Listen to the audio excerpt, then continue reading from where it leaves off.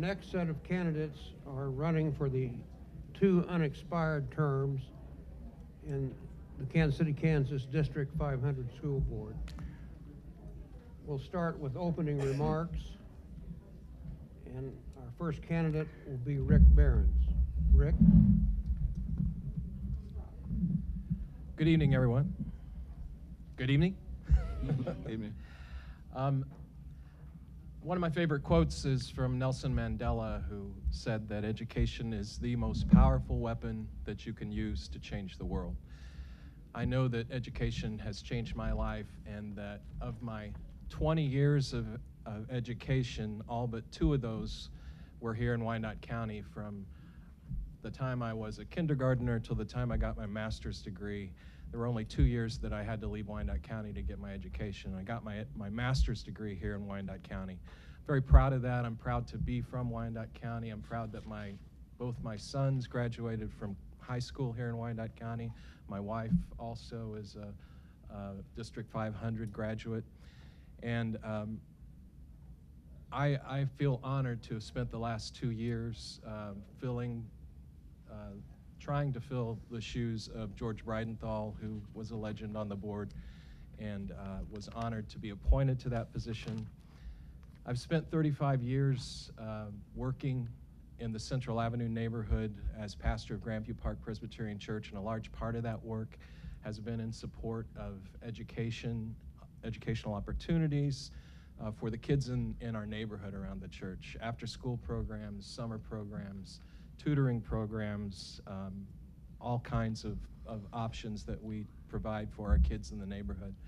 So when the opportunity came to apply for the position to be appointed to the school board, I jumped at it because I felt like this was an opportunity for me to go even deeper in this gift of education that we are to be giving to all of our kids in the community. So I'm very happy that I've been able to spend these 2 years on the board, and I look forward to the opportunity to continue what I've started with the first 2 years, and to fulfill the rest of Mr. Breidenthal's term. Thank you. Our next candidate will be Corey Hall Thompson. Yes. Good evening, everyone. How are you all doing tonight? Good. Well, first off, my name is Corey Hall Thompson, and I am running for the unexpired term for the USD 500 School Board. I'm very excited about this position. Education is basically in my heart. I was born with it. It was no way around it at all.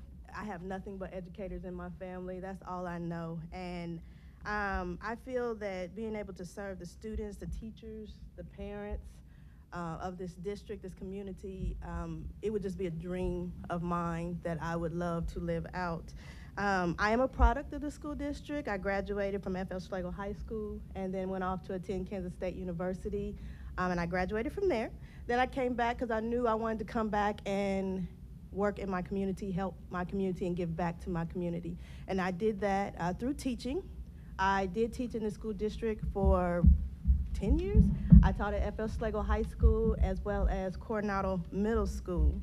And now I currently work for, it is kind of funny, but I work for KU now, even though I graduated from K-State, but it's all good. So I work for the University of Kansas, and I actually work for a federally funded program. So I still work with students. I still go in and out of the buildings of USD 500. My whole goal and purpose is college and career readiness. And that's what I feel every student in this district can achieve with no problem. They just need the guidance, and I am willing to give that guidance. I want to be a leader of this village that we call USD 500 because it takes a village to raise a child, and I know I can be that leader, and I just hope that you remember me on November 7th. Our next candidate is Janie Humphreys, who is an incumbent. Hello, my name's Janie Humphreys. My husband Richard and I have lived here for 40 years, so we're not an original dot. But we have deliberately stayed here because we love the community.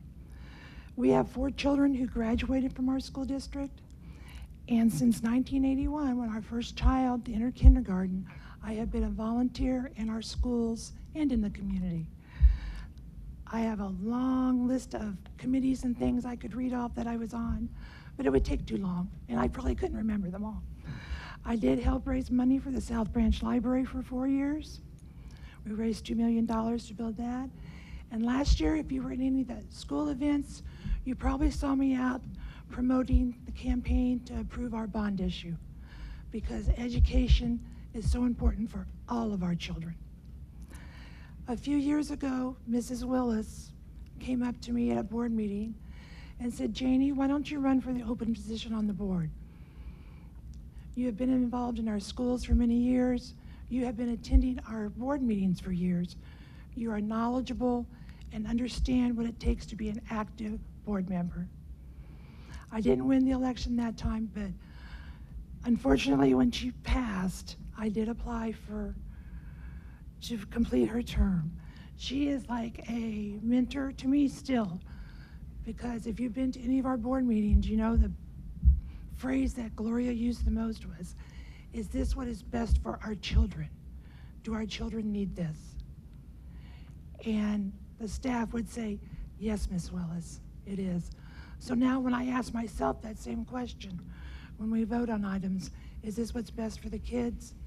I remember her and her dedication to our community and our children.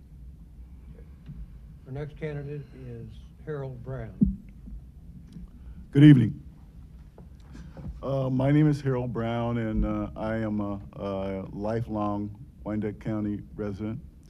I attended elementary school here, middle school or junior high school, and I went to Wyandotte. I graduated from Wyandotte and went to Washburn University in Topeka, Kansas, where I got my BA in accounting. And I got a job and I got a transfer from the Santa Fe Railroad to Los Angeles, and I was out there for a while where I did my postgraduate degree, MBA. And so I'm very familiar with the Kansas City, Kansas school system. I have 4 foster children presently that range from the ages of 8 to 12.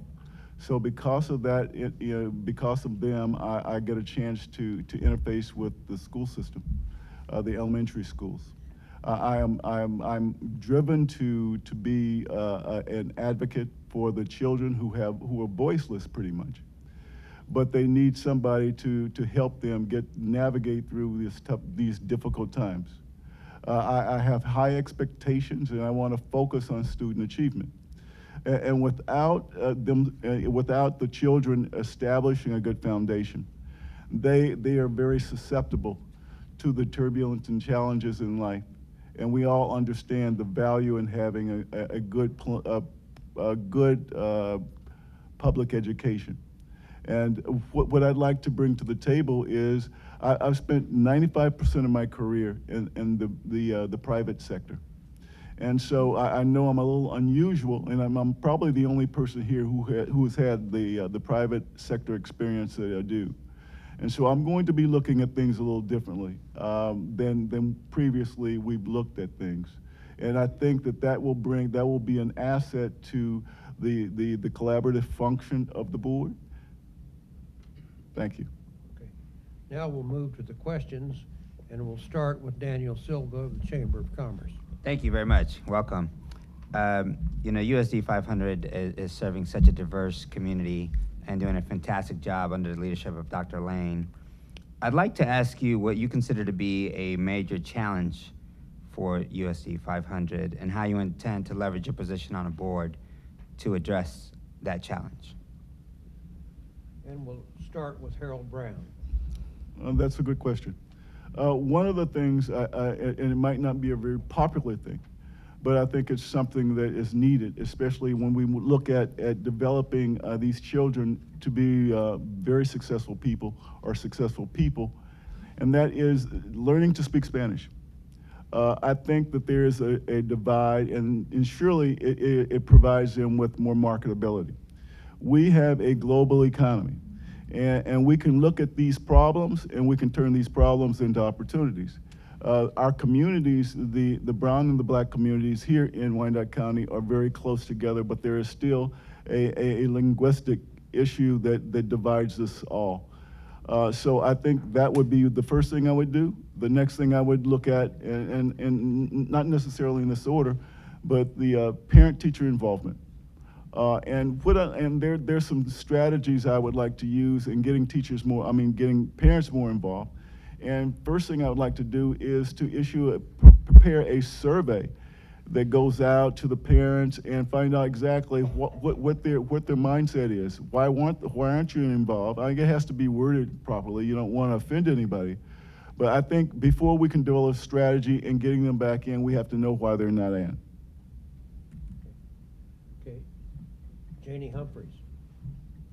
I don't think we have one major challenge in our district. I see a top one is financing.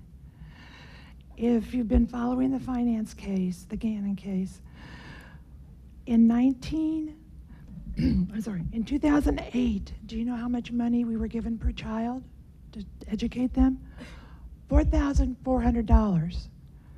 This year, 2017, we get $4,006. That's less than in 2008. Our teachers need raises. We need to fix our buildings. Our buildings are old. Some of them our grandparents may have gone to. We need to upgrade our technologies. So we need suitable, adequate, equitable financing to run our school district. Not to be told in the middle of the year that the state's out of money, so you need to cut so much out of your budget. That's very hard to do. We need to improve our communication with our parents. That is something that is an endless job. We have reached out through Twitter, Facebook, text messaging, YouTube, many different ways, but we need to continue to improve it. We need to make sure everyone is aware of the Diploma Plus program that we are instituting in all of our schools for our kids. That is something that we need to explain to the parents. Your child is expected to achieve these things. We know they can, and we're going to assist them in any way we need to. The other thing is teacher recruitment, which all districts all over the United States are having problems with. Fewer people are going into education, and fewer minorities are going into education. So the minorities that are out there have a lot of people recruiting them. Thank you. Corey Hall Thompson. Yes, thank you. As far as major challenges that I see, there is definitely not one. There are many. If I was to look at as far as the students and just look at them in general, I would say our issues with our language barriers. As you know, there's over 65 plus languages just in our district alone. And that's something that is very hard for a teacher to deal with, other students to deal with, administrators to deal with. And so I would think that some type of training would definitely need to take place for our educators, our administrators, and even our students, so they would know how to communicate and deal with each other. When I think of students as well, I think about experiences. We still have a lot of first-generation students going off to college that are in school right now. It seems like you shouldn't have that in 2017, but you do. And so when it's time for those students to figure out what's their next steps after USD 500, we should be able to provide different things for them so they can make those decisions, such as career shadowing, college experiences, and with the Diploma Plus program that Janie mentioned, that is something that the district is working on. But I definitely think it's something that needs to be pushed and encouraged. I also, when I think of parents, now that I move to them, I would think of like communication for one, so that the parents know exactly what's going on in every building, anything, not just what your child is doing wrong today, but what your child is doing good today, or what is happening in the building that maybe you need to attend. And make parent-teacher conferences inviting, you know, to where I'm as a parent, and I'm excited to come in the building, excited to meet those teachers, excited to see what's going on in the building.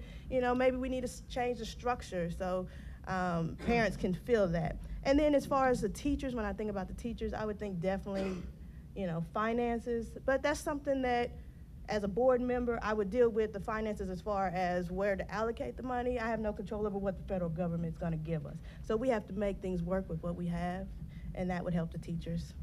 Okay. Rick Barrett. Yes, Danny, I see one of the major challenges that I'm very concerned about, and I know the board's already concerned about and is working on, has to do with one of our major gifts. One of the best gifts of our community is our incredible diversity. That diversity, I believe, could lead us to reach that goal that we have of being one of the top 10 districts in the nation. It's a tremendous gift, but it's also a challenge in that we have to find a way to make our teachers more culturally competent. And some of the things that we've already heard talked about here, we need to find more minority teachers, more teachers of color. It's very difficult, and we've been having that discussion as a board already. We know that kids have a better chance of succeeding when the teachers look like them.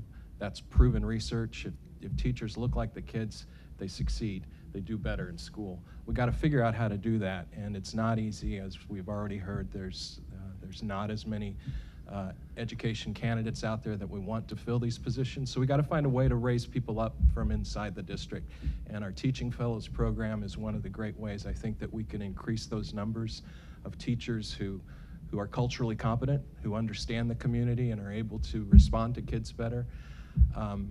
I also think that we've got to do a better job. We're doing a good job, but I think we've got to do a better job of welcoming the newcomers in our community. So many refugees coming into our community, people from all around the world, and we're working on a welcome center that would make it easier for them to enroll and for their families to come and be involved. And that, I think, is a major challenge, and I think we're stepping up to meet it, and we're on our way to that. But that incredible diversity that we have is a gift and a challenge at the same time. Jim Eccles will ask the next question, and we'll start with Rick Barrett. Okay. Recently, I've done a lot of exploration and reading regarding, in the area of public education, regarding implicit bias on the part of teachers, administrators, and so on, even to the point that I've discovered and identified that many of the issues concerning minority children, particularly African American children in school systems, is a result of their interaction with resource police officers within the school systems. And oftentimes the lack of training, lack of sensitivity, lack of cultural competence, as was mentioned here, results in those students getting into the juvenile system, institutions, and so on, and affecting their learning. As a member of the school board, what would you do to ensure that that system had adequate training in the area of implicit bias, and at the same time that the school system didn't become even more so a pipeline of school to prison for particularly minority students? Great question. I think it relates to some of what I've just said about cultural competency and the need for teachers and staff that look more like the community. I think it begins, one of the ways that I would begin to address that would be to start with the board.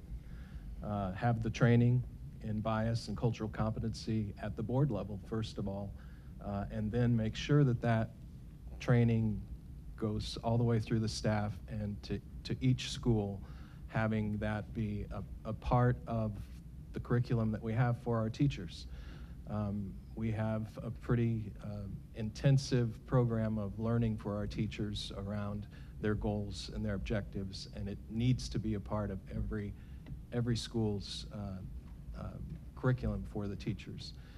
It's a horrible situation, and it needs to change, as there are so many situations in our society where cultural bias, implicit bias, ruins people's lives. We've seen that in our own community, in the courts here just in the last couple weeks, what has happened to one particular life for 23 years because of that problem. We got to figure out how to make sure that our schools are safe places for all our children to learn and to be respected and to be loved.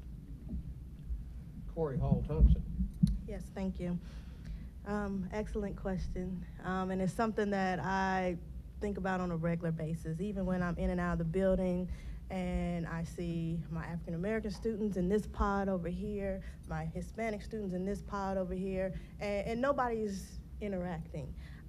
There's several things you could do. Number one, as it's already been mentioned, we could recruit and hire teachers of different races. I remember when I first started teaching in USD 500, they used to actually go to the historically black colleges and university and actually recruit those teachers and bring them to Kansas City. I don't know if that's something that's happening now, but it's something that we could think about as a board and try to push for it to start happening again. I've met many wonderful people that I would have never met unless they came and taught here. So I thought that was a beautiful thing. I also think our administrators should reflect our different cultures, our different ethnicities as well.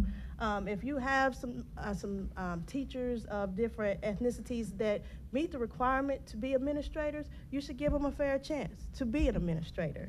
The training is definitely a good thing, and it's something that should go all the way down, even to the students.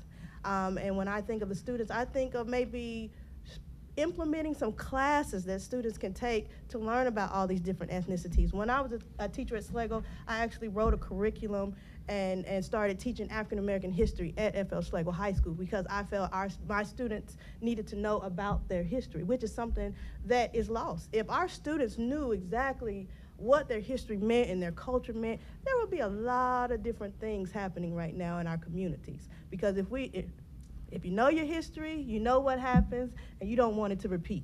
So if you know that, things would change. So I think maybe if we offer some different ethnic study classes, and maybe not make it just elective, maybe make it a graduation requirement as far as in their social studies classes, or even down in middle school. There's room to insert those types of things. Thank you. Janie Humphreys. There's not a lot I can add to what the two of them have said, so I'm not going to repeat the same things. I agree with them. There's a lot of things we need to look at. And one of the things the board has looked at since I've been on in April is how we're recruiting. They were looking at it earlier, but we do have a recruiter. I believe her name is Cynthia Folks. If I have her name wrong, I apologize. But she is going to the historically black colleges. She is out there looking for minority teacher candidates.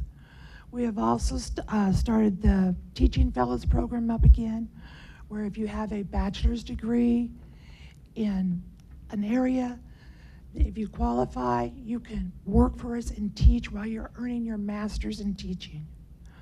We're looking at a program where we take our paras and help them become classroom teachers.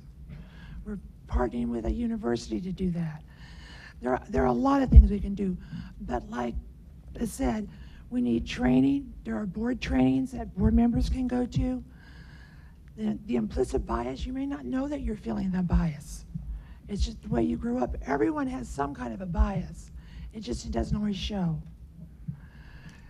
One example I can use where I can't use the skin color or anything is when my children were in high school, I had a teacher say, "Oh, I didn't know you had a dad," to one of our children when she had known us for 8 years. Because we lived in Kansas City, Kansas, they assumed I was a single mother. So there are biases everywhere, but we need to realize they're there, work on it, do the in-service training and stuff for our teachers to help them realize that they may be showing a bias, and address the issues. We all can learn. We're all lifelong learners. Harold Brown. Thank you.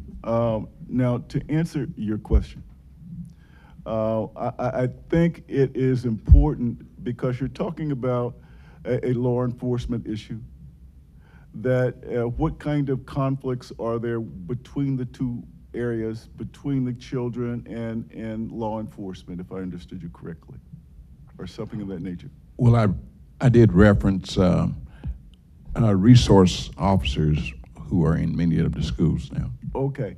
Well, I think we're looking at partnerships. You know, the school system in itself can address the children.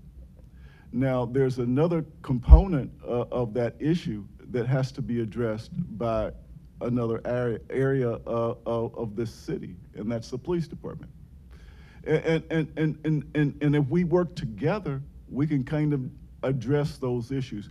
One of the things that I'd like to propose is something, and it's a police etiquette class, where or get training on police etiquette. How do you, when you're stopped by the police, how do you respond?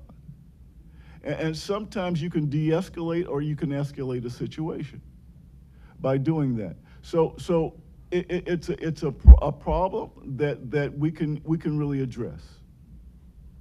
I hope that answers your question, or if it's okay. Thank you. And two, there's another major portion of the solution to that problem, and that is trying to come up with some kind of education within our school system of educating each other about each other.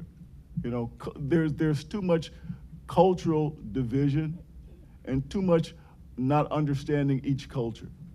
And so if we get educated on the other person, then we have a better chance of interacting with them favorably, and that will generate a favorable outcome. Now we'll move to the next question from Mary Rupert of Wyandotte Daily Online. Thank you. I am interested in hearing your feelings about the Kansas Supreme Court giving the legislature a lot of time until the spring of 2018 to come up with a new school finance plan, even though it ruled the current plan is inadequate in its funding. And do you think legislators should call an early session to deal with the issue of school finance? We'll start with Harold Brown. Okay, if you're making reference to the local option budget, then is that what you're making reference to? The Gannon case? The Gannon case. Okay, well, what we have to do is we have to understand that the monies that are available, we have to use them appropriately. And there can't be any misallocation of the money, or at that point, we've kind of put ourselves in a situation where we're not going to be able to fund programs that we really are needing. If we can kind of make sure that there's no misallocation and monies are used appropriately, and we apply a return of investment on all the money spent, and understand this, that every dollar wasted it costs us twice as much, because it's not funding a program that needs to be funded. And if it's not funding a program that's need to be funded, then we're spending money that is not giving us any kind of return. I hope that what we can do is we can become kind of transparent in how we're spending this money. Because there's monies that are being spent that I need to know how they're being spent. We need to understand that if there is, for instance, the monies that are being spent on substitute teachers, I need to know, why aren't we doing something about that? Or are we doing something about it? Because if we're not, we're spending money in that area that could be used for something that is directly affecting the students. Janie Humphreys. Yes, I'm interested in hearing your opinion about the recent decision where the Kansas Supreme Court gave the legislature a lot of time until the spring of 2018 to come up with a new school finance plan, even though it ruled the current one provides inadequate funding. So do you think legislators should call an early session to deal with the issue of school finance? I guess if I was a legislator, I would want to start working on it right now. I don't like to wait to the last minute. However, I'm not a legislator, so, you know, that is their call, but I would think it would be advisable. I think we need to get an equitable plan in place so that we quit doing this yo-yo every other year. Here you have money, here you don't have money. A business could not run that way and serve their customers. They would go out of business. We are serving the customers who are our students, and we need to give them a quality education that every other child in this area is entitled to. Every child in Kansas is entitled to a quality, adequate, equitable education by the Constitution. And that's, the state needs to step up and do that. Mr. Brown mentioned about knowing where the money went. We are so lucky that our district several years ago invested in a computer program called Board Docs. Every board meeting we have, you can go to the school district website, go to the board agendas, and you can click on that, and you can click on paying the bills, and it'll show you every bill that's being paid. You can see where it goes, what budget it came out of, and if you don't know what the budget number is, all you got to do is call and ask, or there may be a guide on that side. I haven't looked for the guide, but we are very transparent. We get audited by the state. We get audited by our company that we pay. In fact, they just finished the recent audit. I think we'll get a report probably in the next month or so. But you can see where all the money's going. So it's very transparent, and it's much easier than it was several years ago. Corey Hall Thompson. Thank you. To answer your question, yes, I think it's something that needs to be looked at right now. It's something that's urgent. I don't think it's something that should have been put on the back burner and say a decision doesn't have to be made till 2018. I do understand that my heart and passion is education, and I understand that everybody doesn't think that way, but to put some common sense in there, education is our future. I have this t-shirt that my mom bought me years ago that I wear all the time that this speaks everything. Teachers make all other professions possible. If you do not have an education, there is no future. You don't have students who can read, students who can write, students who can communicate. You have none of that. So for our state legislators to basically put that on the back burner, that's, to me, is very disrespectful. And I don't think that that's something that should be happening at all. It's definitely an urgent decision that needs to take place, and it's something that we as community members need to react on that. If you do not know, everyone in this room has the right to talk to their reps. You can call them at any time. You can write letters to them anytime. They have technology right now where all you have to do is text the word RISE, and I can't remember the phone number, but I will look it up and I will give it to anyone before I leave today, to a certain number, and you get connected to someone who will actually write the beginning of your letter and the end of your letter. All you have to do is tell them what you want in the middle, and they will fax it to your legislator for you. They will do all the work for you. All of us need to speak up and voice our opinion about this, because this is not right. This is our future, and they are messing with our future. Do you want somebody to mess with your future? No. So it is definitely an urgent decision that needs to be made, and what they are doing is not right, and we voted them in. They're supposed to speak for us, and they are not doing that at this time. Rick Barrett. Yes, my short answer is the same as Ms. Thompson. Yes, it's way beyond time. It's way beyond time for justice to have been served for our children.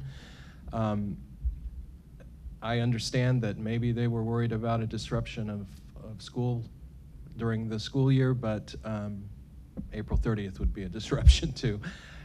It needs to happen, and it needs to happen yesterday. So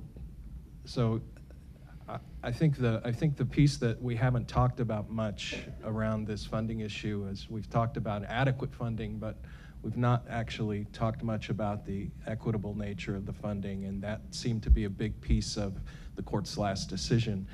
And it shouldn't be the case that your zip code determines what the infrastructure that you live in to go to school is like. But that is the case. I mean, if you look at our total valuation of our schools, it's $702 million for our total valuation. You go just directly south to Shawnee Mission, and their valuation is 3 times that. 3 times that. This is not right, and we've got to have that change, and the only way we can do that is through the courts, and I'm just glad that our district has been at the forefront of this battle for adequacy and equity and funding, and we got to keep doing that, and as board members, we've got to make sure that that continues to be our fight, and that we don't give up until there is justice for our kids. Now we'll move into closing remarks. You will have 1 minute, and we will start with Rick Behrens. Hope not to take a minute. I would say that these last 2 years serving on the board has been a joy for me. And even if that were the only 2 years that I get serving with this team, I would be thrilled and happy. I do want to serve another 2 years, and I'm asking for your vote. It's a steep learning curve to get involved in the board work, and I've invested a lot of time in learning a lot. I'm in the Leadership for Tomorrow program from the Kansas State School Board Association. I'm learning a lot more as I participate with that, and I really want to have another 2 years to make use of this time and energy that I've invested, and to make life better for our kids and for our families in our district. Corey Hall Thompson. Thank you.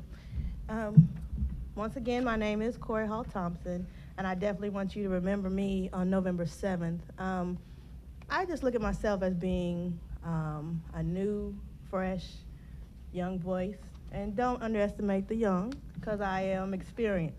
But I am just a new, fresh voice that is ready to work hard for our students, our parents, our teachers, and our community members.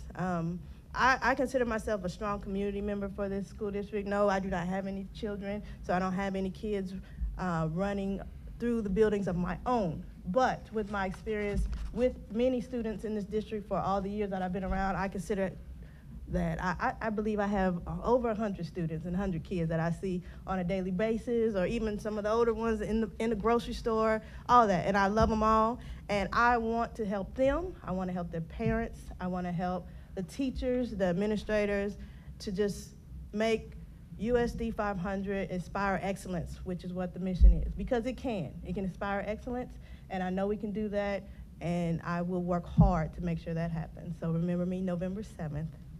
Janie Humphreys. Our children of today are going to be our leaders in the future. They're going to make a lot of decisions for us. We need them to be well educated and knowledgeable. Each board member brings different experiences and expertise to the table, and you have to feel free to exchange your ideas and then make a decision and work together to implement them. I have the knowledge, but I'm still learning, the time and the ability to continue serving as a school board member and to work with their students, parents, community, staff to ensure our students get the best education they can. Like I said, I always think back to Mrs. Willis because I watched her for so many years on the school board. She taught me a lot, and I'm still learning. And I learned from our children. And I hope that you will vote for me on November 7th. Thank you. Harold Brown. If you don't aim high, you will probably hit your target. And I say that to say that we have a responsibility to make sure, or to ensure that we hold ourselves to a high level of accountability. Because we're kind of charged with an opportunity to do something that is so special for young people. Sometimes they don't even know how special it is, but for us adults, we understand that education is the foundation from which we all have lived from and we have all benefited from. But I want to say that I want your vote on November 7th, because I think I'm bringing something different to the table. And it might not be anything that has been done before, but I come from a business background, and I think we need to reconcile what we're spending and how we're using that money. We all have an opportunity to grow together, and that is my objective, is for us to grow together. Please remember me and then vote for me on November 7th. Thank you. Let's give all these candidates a hand.